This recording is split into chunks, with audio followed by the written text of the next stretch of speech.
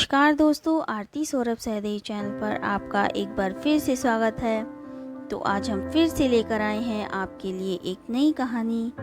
तो आज की कहानी है हमारी सोने का खेत। तो चलिए दोस्तों, कहानी को हम शुरू करते हैं। बादशाह अकबर के शयन कक्ष में सफाई करते हुए एक सेवक के हाथ से गिरकर उसका पसंदीदा फूलदान टूट गया। फूलदान टूटने पर सेवक घबरा गया। उसने चुपचाप फूलदान के टुकड़े समेटे और उन्हें बाहर फेंक दिया। अकबर जब शयन कक्ष में आए तो उन्हें अपना पसंदीदा फूलदान नदारद दिखा। उन्होंने सेवक को बुलाकर उसके बारे में पूछा तो डर के मारे सेवक ने झूठ कह दिया। जहां पनाह वह फूलदान साफ करने घर ले गया था, इस वक्त वो वहीं है। अकबर ने सेवक को तुरंत वह फूलदान घर जाकर लाने को कहा। यह आदेश पाकर सेवक के पसीने छूटने लगे। बात छुपाने का कोई औचित्य ना देख उसने अकबर को सब कुछ सच सच बता दिया और हाथ जोड़कर माफी मांगने लगा।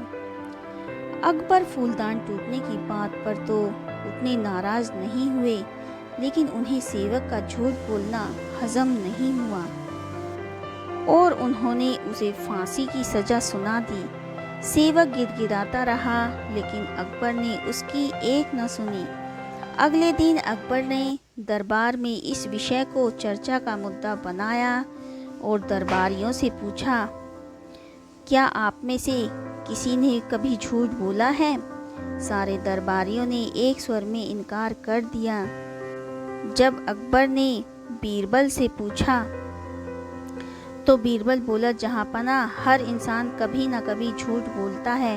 मैंने भी बोला है। मुझे लगता है कि जिस झूठ से किसी को नुकसान ना पहुँचे उसे बोलने में कोई बुराई नहीं है। बीरबल की बात सुनकर अकबर गुस्सा हो गए। उन्होंने उसे फांसी की सजा तो नहीं सुनाई, किंतु उसे अपने दरबार से निकाल दिया। बीरबल तुरंत दरबार छोड़कर चला गया। उसे अपनी चिंता नहीं थी, किंतु बिना बात के सेवक का फांसी पर चढ़ जाना उसे गवारा नहीं था। वह उसे बचाने की युक्ति सोचने लगा। कुछ सोच विचार उपरांत उसने घर की जगह सुनार की दुकान की राह पकड़ ली। सुनार को उसने सोने के धान की बाली बनाने को कहा। अगली सुबह सुनार ने बीरबल को सोने की बनी धान की बाली बनाकर दे दी, जिसे लेकर बीरबल अकबर के दरबार में पहुंचा। दरबार से निकाले जाने के बाद भी वहां आने की बीरबल की हिमाकत देखकर अकबर नाराज हुए। उन्होंने बीरबल से उन्हें अपनी बात सुनने के लिए किसी तरह राजी कर लिया। वह सोने की बनी धान की बाली अकबर को दिखाते हुए बोले, जहाँ पनाह एक बहुत ही महत्वपूर्ण बात आपको बतानी थी, इसलिए मुझे यहाँ आना पड़ा। कल शाम घर जाते समय रास्ते में मेरी मुलाकात एक सिद्ध महात्मा से हुई।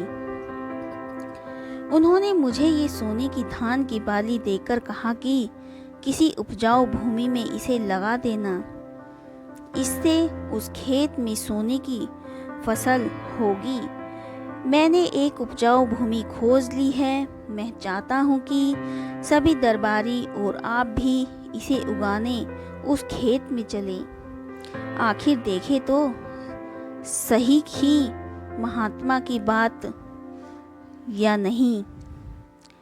अकबर बीरबल की बात मान गए और दूसरे दिन एक नियत समय पर खेत में पहुंचने के लिए दरबारियों को आदेश दिया।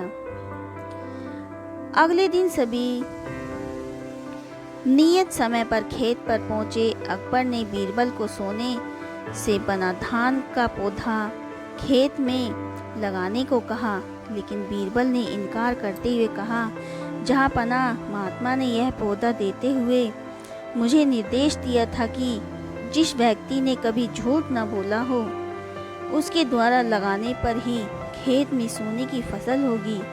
इसलिए मैं तो यह पौधा नहीं लगा सकता। कृपया आप दरबारियों में से किसी को भी यह पौधा लगाने का आदेश दे दीजिए। अकबर ने जब दरबारियों से धान का वह पौधा लगाने को कहा तो कोई सामने नहीं आया। अकबर समझ गए कि सभी ने कभी न कभी झूठ बोला है। तब बीरबल ने वह पौधा अकबर के हाथ में दे दिया और बोला, जहाँपनाह, यहाँ तो कोई भी सच्चा नहीं है, इसलिए ये पौधा आप ही लगाएं। लेकिन अकबर भी वह पौधा लेने में हिचकने लगे और बोले, बचपन में हमने भी झूठ बोला है, कब ये याद नहीं, पर बोला है, इसलिए हम भी यह पौधा नहीं लगा सकते। यह सुनने के बाद बीरबल मुस्कुराते हुए बोला, जहाँपनाह, इस पौधे को मैंने सुनार से बनवाया है। मेरा उद्देश्य मात्र आपको यह समझाना था कि दुनिया में लोग कभी न कभी झूठ बोलते ही हैं। जिस झूठ से किसी का बुरा ना हो, वह झूठ झूठ नहीं होता। अकबर बीरबल की बात समझ गए थे।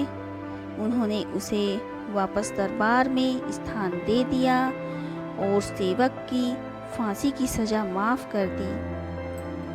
तो दोस्तों, आज की कहानी हमारी यहीं पर समाप्त होती है।